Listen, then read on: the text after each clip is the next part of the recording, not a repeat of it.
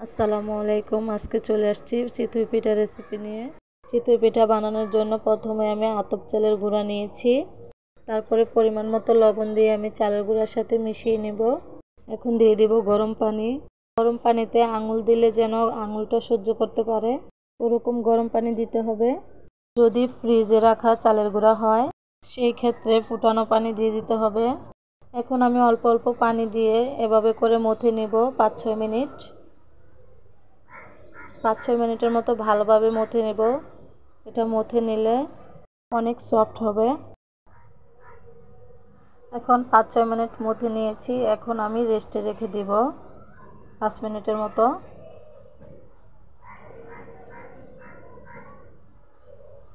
ফিরে আসছি 5 মিনিট পর।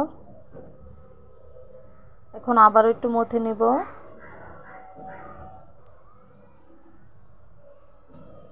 মথে নেওয়া হয়ে গেলে এখন দিয়ে দেব গরম পানি। তারপরে অল্প অল্প পানি দিয়ে ব্যাটারটা তৈরি করে নেব।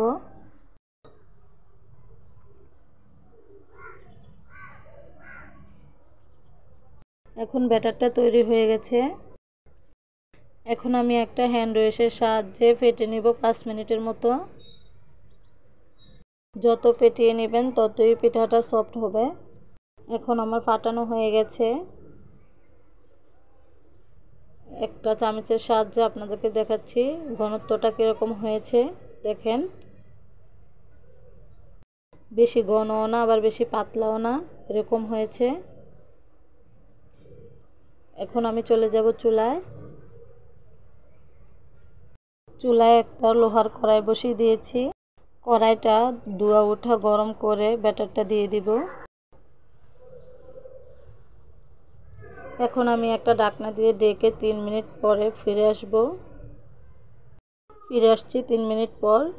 দেখেন পিঠাটা কত সুন্দর হয়েছে, কত সুন্দর করে ফুলে উঠেছে। এখন আমি পিঠাটা উঠিয়ে নেব।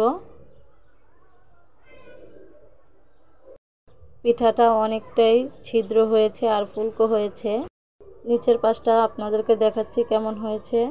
এরকম হয়েছে। এরকম করে আমি সবগুলো পিঠা বানিয়ে নিয়েছি। এখন একটা প্লেটে পরিবেশন করে নিয়েছি সবগুলো পিঠা। আশা করি আমার রেসিপিটি আপনাদের কাছে ভালো লাগবে। ভালো লাগলে লাইক, কমেন্ট এবং শেয়ার করে দিবেন। আমার ভিডিওতে আপনারা যারা যারা লাইক, কমেন্ট এবং শেয়ার করেন তাদেরকে অনেক অনেক ধন্যবাদ। এখন আমি আপনাদেরকে একটা পিঠা ভেঙে দেখাচ্ছি। দেখেন পিঠার ভেতরটা কতটা জালি হয়েছে। সবাই ভালো থাকবেন, সুস্থ থাকবেন। আল্লাহ হাফেজ।